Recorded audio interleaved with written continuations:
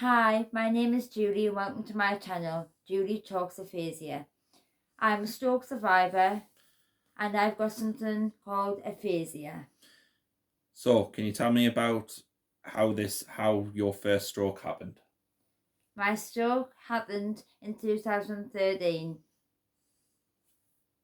I was sitting watching the TV with my children, and then I didn't feel very well.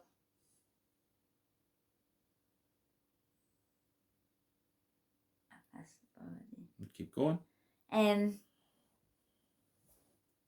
was watching the TV with my children, Aaron and Grace, and I looked down at my leg, and I thought it was kicking my son's leg. I looked down, it was my leg. So then I got my son to go and get my husband, because I knew something wasn't right.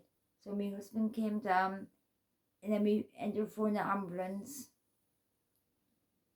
And I ended up in hospital, and we found out I had a stroke, because we thought it was a trapped nerve. But obviously I had a scan, it came back, I had a stroke. What did they do in the hospital? So I was in the hospital for 10 days. So they gave us a drug called Pomperosa's drug. I think that's how you say it. And then I found out they did a pregnancy test in the hospital, because they can't give you if you're pregnant, and it came back negative.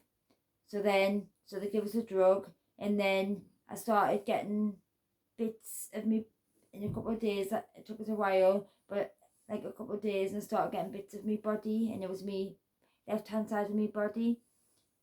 And then I started getting bits back, and then I had physio and stuff in the hospital, but I didn't suffer with aphasia on my first stroke.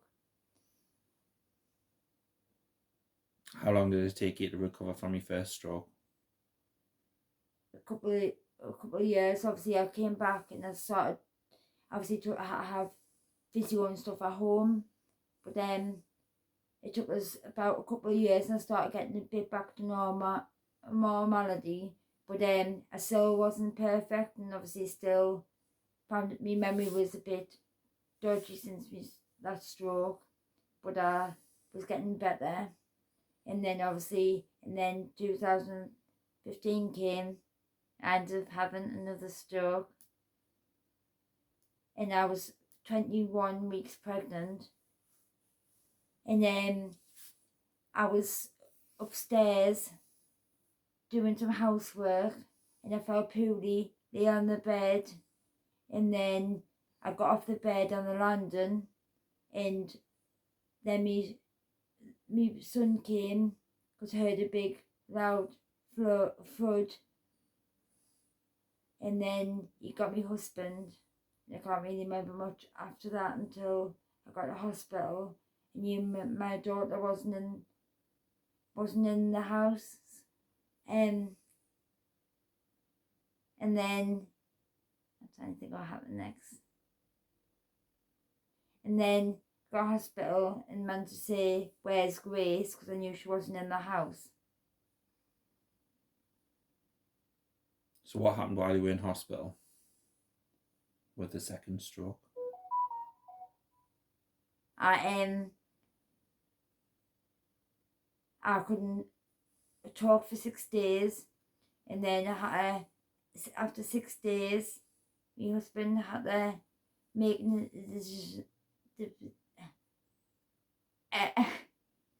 I'm trying to say the word, the decision to, obviously it was, we got to rise off the hospital to have termination, because if I carried on with the pregnancy, I would end up having another stroke and I wouldn't be here to tell the tale.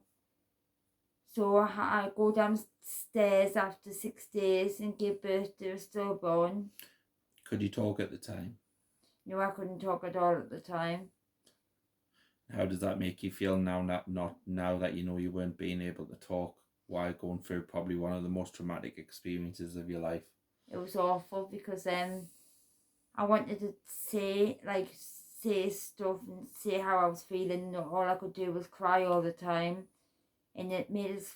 I knew what I wanted to say, but there was no words whatsoever.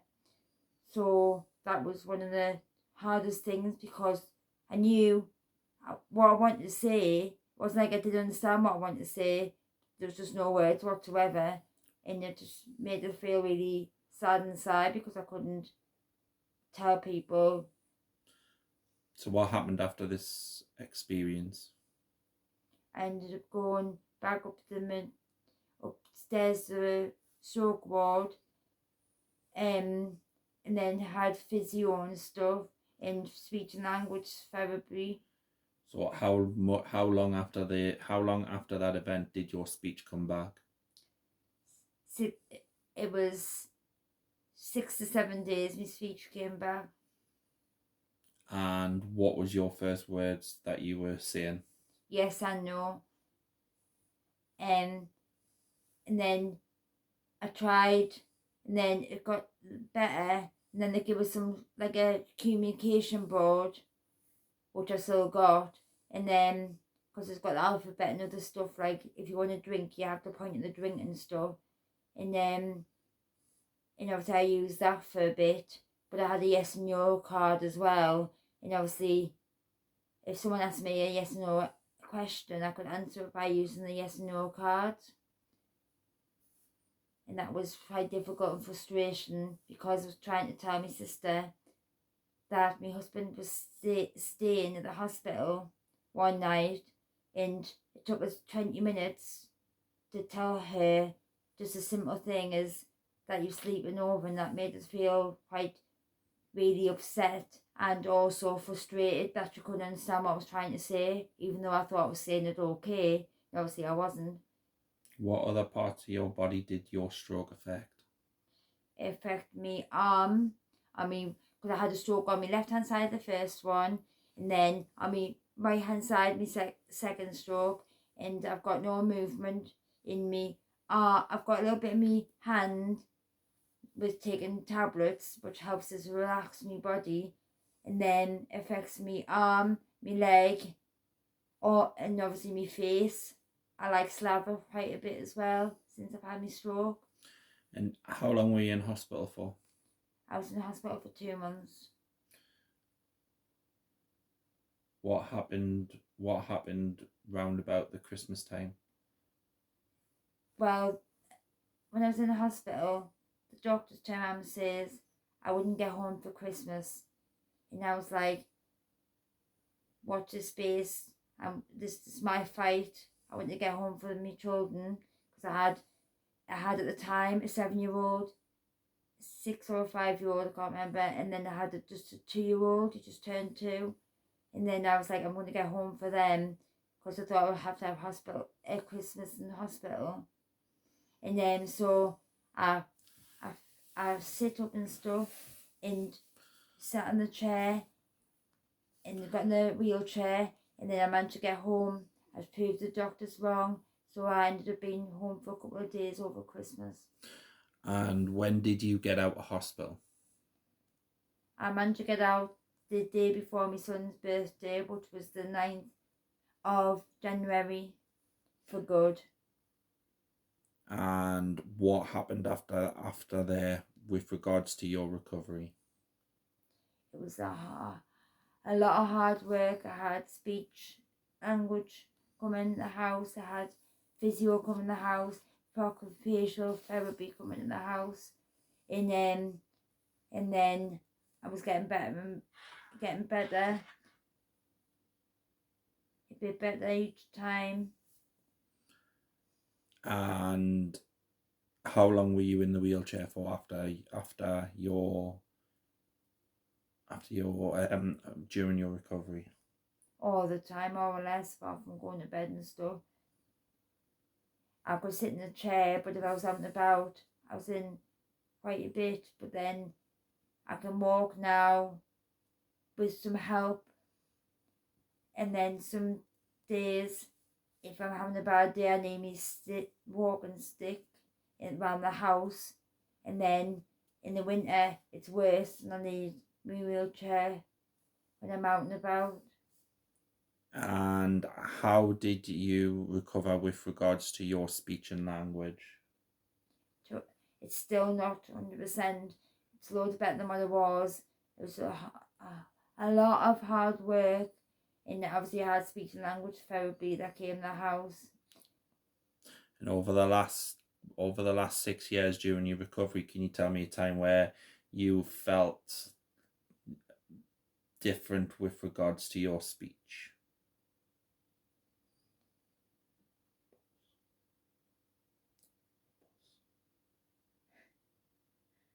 And The bus. when I got on the bus, somebody thought I was drunk. The bus driver thought I was drunk getting on the bus, so he wasn't going to let us get on the bus because he thought I'd been drinking. And then I had to explain to him, sure, I've got a little card that says I've got something called aphasia. So then he let us on the bus, but he wasn't going to let us get on the bus because he thought I had too much alcohol. So that really upset us. And sometimes when I'm in shops, sometimes we try and mushes because it takes us a while, maybe sometimes to get me words out or put me shopping in a bag. But it's only having one arm, it's quite difficult. So what have you done since your stroke in order to give back to the community? I run a stroke group. It's called Life After Stroke. And it's obviously I help other stroke survivors, and they come to my group and we do different activities. We do sports and we do art, we do go for meals, we go on trips, and that's me giving back. And obviously that helps them come get out the house and meet other stroke survivors. And when new people come, I welcome them and make sure they want to come back again. And who helps you with regards to this stroke group? I've got a couple of one other volunteer, but then I've got some like helpers. But I love what I do. I wouldn't change it for the world. And the Stroke Association's the one that's got the place. Like they set it up at first, and then I took over as a volunteer, the main volunteer. But the Stroke Association helps quite a bit. Obviously, if I need any support or anything, I just have to ring them up, and they help us as much as they can. And obviously with the Stroke Association, who helps you?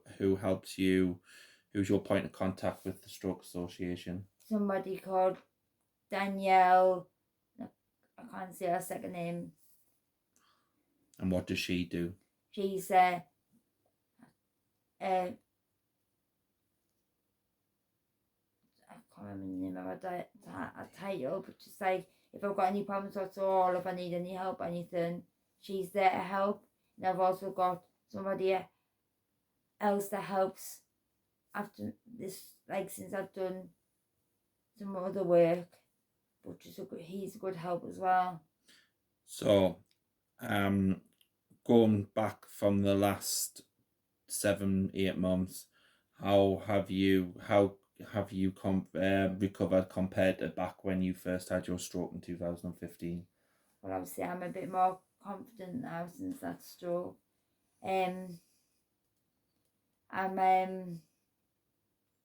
What was the question again? How have you recovered?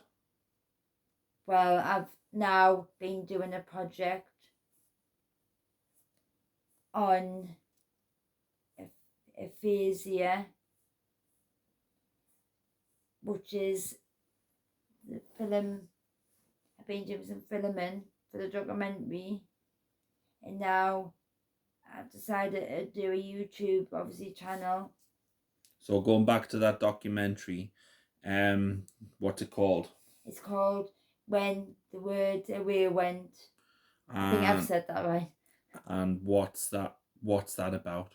There's me and another 2 people in it, and it's helping it's telling our story through what's happened to us. So I wanted to do a talk to a school, to year 6 children, which is 10 and 11, and and obviously explain what's happened to me and get the awareness out there on aphasia, because there's not enough awareness out there on aphasia.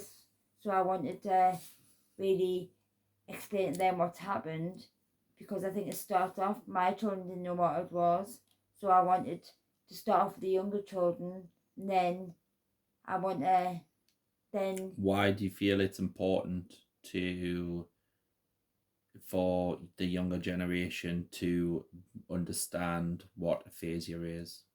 It's very important, because if they see somebody like in the street like me and they're struggling with a talk, and they've got to give the person time to find the words and just to have patience, even if it takes them, say, 15 seconds, don't try and finish the sentence, give them the time they need to find the words. But then if it takes them a bit longer, then maybe say they need some help.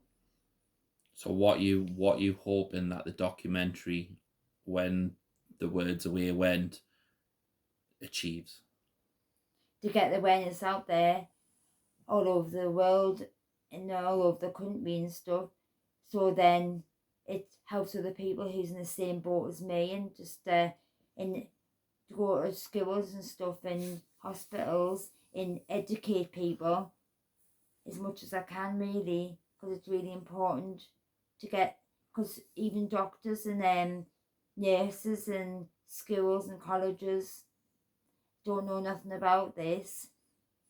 People I've spoke to in the past don't, so I've just, everywhere I go, I try and educate people, because it's really important.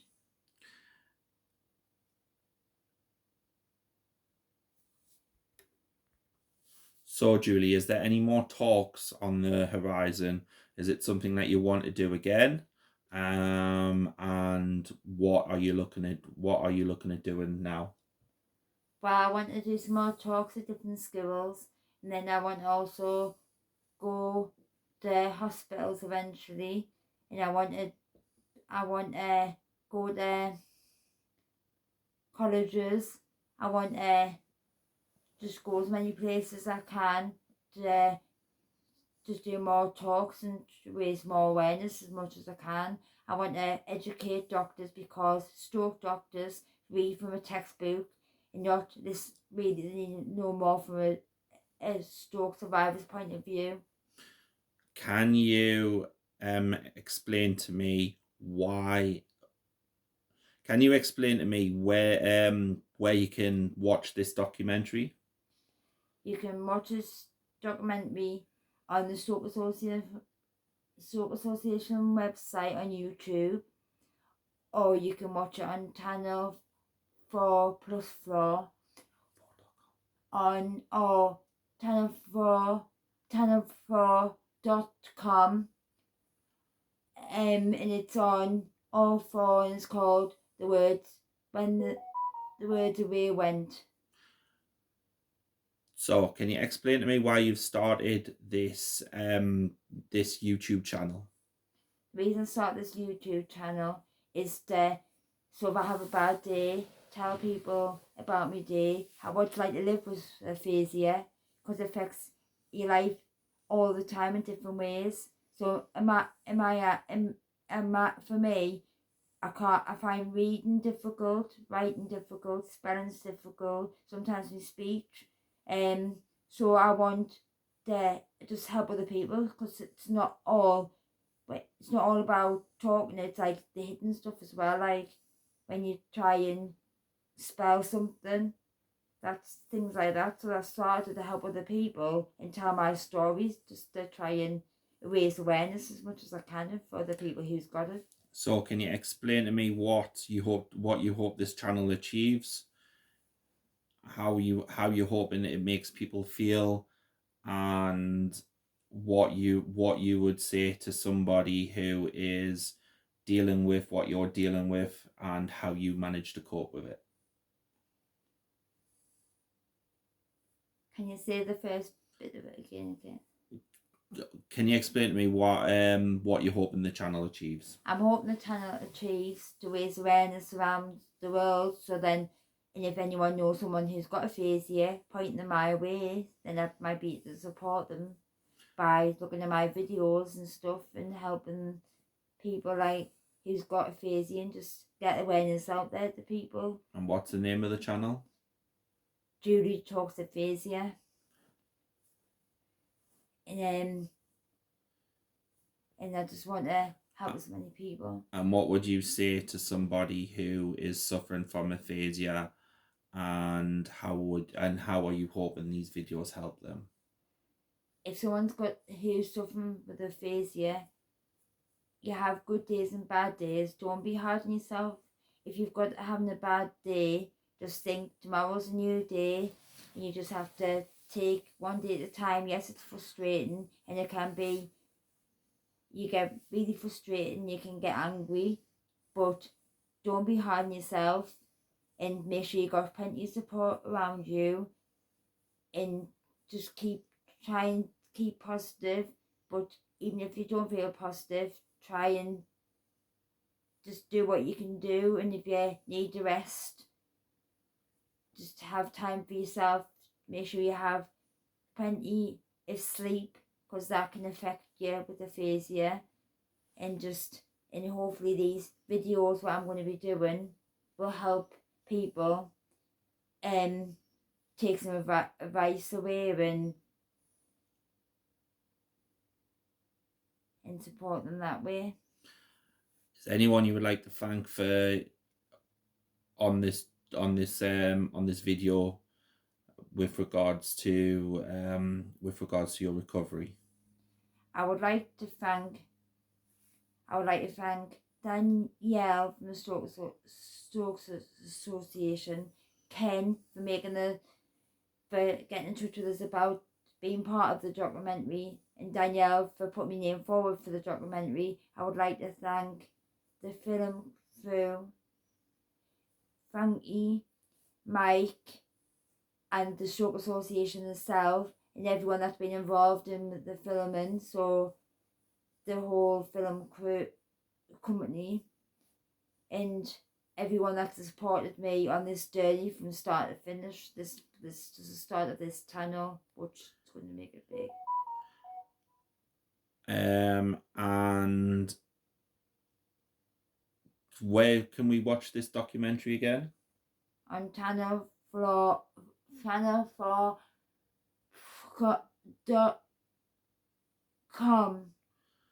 And channel 4 on YouTube, on the Stroke